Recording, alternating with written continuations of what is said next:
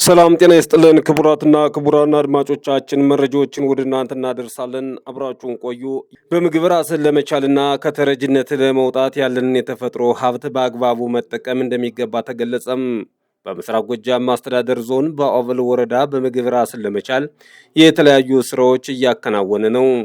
ከነዚህ ስራዎች ውስጥም የግብርናው ዘርፍን ማጠናከር አንዱ ሲሆን ይህንንም ለማሳካትም በወጀል ቀበሌ ከ4 ሄክታር በላይ በህብረት ሁለተኛ ደረጃ ትምህርት ቤት የእርሻ መሬት በማህበረሰብ ተሳትፎ እየተአረሰ ይገኛል።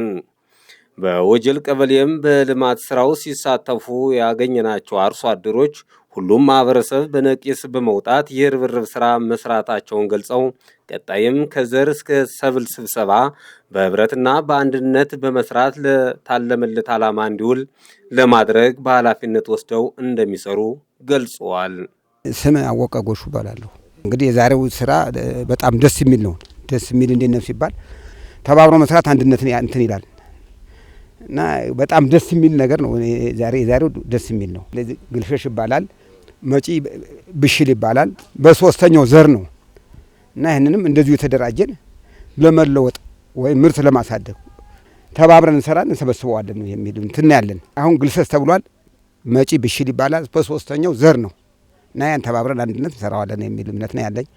ብዙ ለውጥ እናገኛለን ብዬ አስባለሁ። ተባብሮ በመስራት ብዙ ለውጥ ይመጣል ብዬ አስባለሁ። ይህን የምናገኘው ጠቀሜታ ብዙ ለውጥ በጋራ በመስራት 2 ቀን 3 ቀን የሚሰራው 1 ቀን ሰርተን ብዙ ለውጥ ያመጣል፣ ጥቅም እናገኛለን ብዬ አስባለሁ።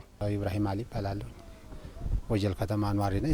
ዛሬ ለልማት ሁላችንም ተነሳስተን ያው በጋራ ያው ለስራ ለተነሳስተን ለመስራት ያው ዝግጁ ሆነናል። ያው ዛሬ ጀምረናል ማለት ነው።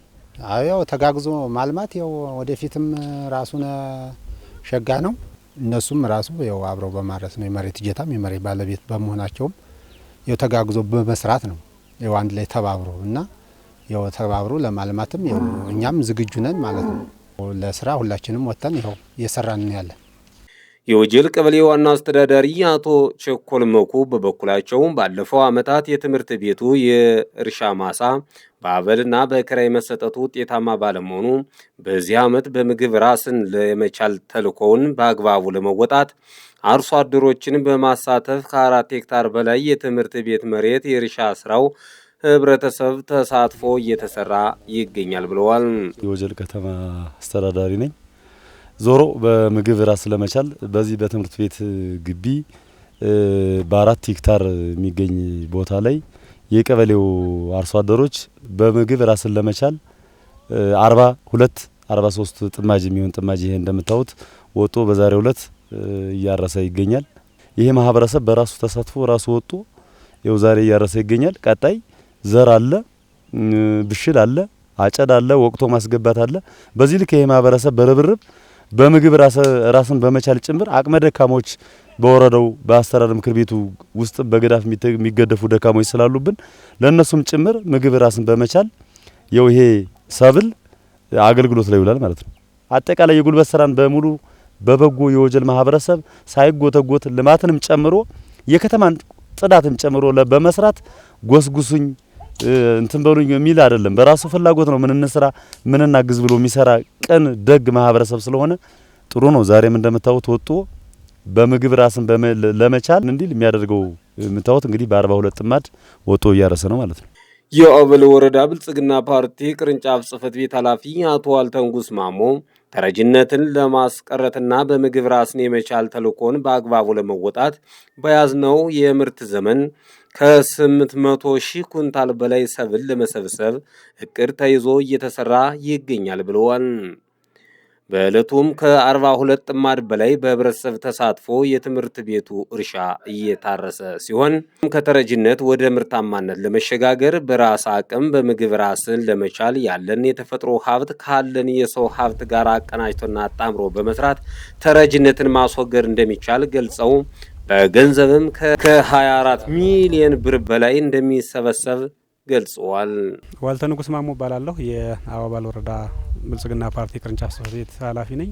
በወጀል ላንቀራቅ እና በወጀል ከተማ ቀበሌዎች ላይ ነው የምንገኘውና ዛሬ የምናየው እርሻ በተለይ ከተረጅነት ወደ ምርታማነት በሚል በፓርቲያችን ኢኒሼቲቭ የተያዘ ከተለያዩ ቦታዎች በጦርነት በተፈጥሮ አደጋ በሰው ሰራሽ አደጋዎች የተፈናቀሉና ተረጂዎችን ራሳቸውን ለማስቻል በሚል ደረጃ እቅድ አቅደን እየሰራን ያለ ነው።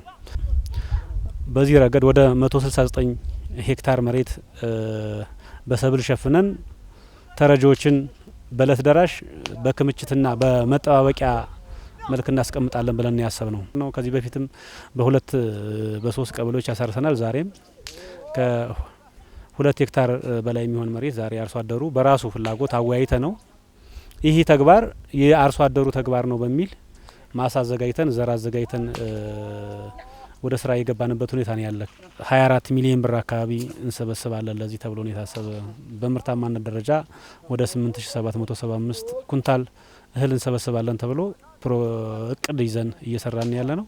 አሁን ባለን ደረጃ በእቅዳችን መሰረት በጥሩ ሁኔታ እየሄድን ያለንበት ሁኔታ ነው ያለ። ይሄ ሲሆን ተረጂዎችን የመጀመሪያው የማጥራት መግባባት ስራ ተሰርተናል። ከዛም የማጥራት ስራ ነው። አሁን ደግሞ ቴክኒክ ኮሚቴው ተረጂዎችን የማጥራት ስራ እየሰራ ነው።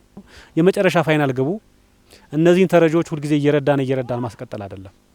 በተለያዩ የቋሚ የስራ እድል ፈጠራዎች ጭምር ወደ ቋሚ ስራቸው መልሰን ከተረጅነት ተላቀው ራሳቸው ምርትና ምርታማነትን ጨምረው ራሳቸውን በራሳቸው የሚያስተዳድሩበት ስራ እንዲሰሩ ነው። በሀገር ደረጃ ያለውን ተረጅነት ከተረጅነት መላቀቅ አለብን። እስከ መቼ ነው? የሚታረስ መሬት አለን፣ የሚሰራ ጉልበት አለን፣ የሚያስብ አእምሮ አለን። እንደ ሀገር እንደ ክልል እንደ ወረዳም ይሄ አለን። ይሄ ሀብቱ ካለን ደግሞ ለምንድን ነው ሀሳቡን መሬት ማናስነከው ብለን ከውጭ የሚመጡ እርዳታዎችን በእርዳታ መልክ የሚመጡ ጫናዎችን ለመቀነስ ፕሮግራም ተይዞ ሰፊ ስራ እየተሰራ ነው ያለ። ዛሬ ላይ የምንታወት አርሶ አደሩ ከውይይት በኋላ በራሱ ፍላጎት መጥቶ ስራዎችን እየሰራ ያለበት ሁኔታ ነው ያለ። ነገም ተነጎዳም ሌላዎች ቀበሌዎች ላይ እንቀጥላለን። ዘር ምርጥ ዘር ማዳበሪያ ተዘጋጅቷል። ነገ በውጤታማነት እንፈጽመዋለን ብለን አስበን እያከናወነ ያለው ስራ ነው።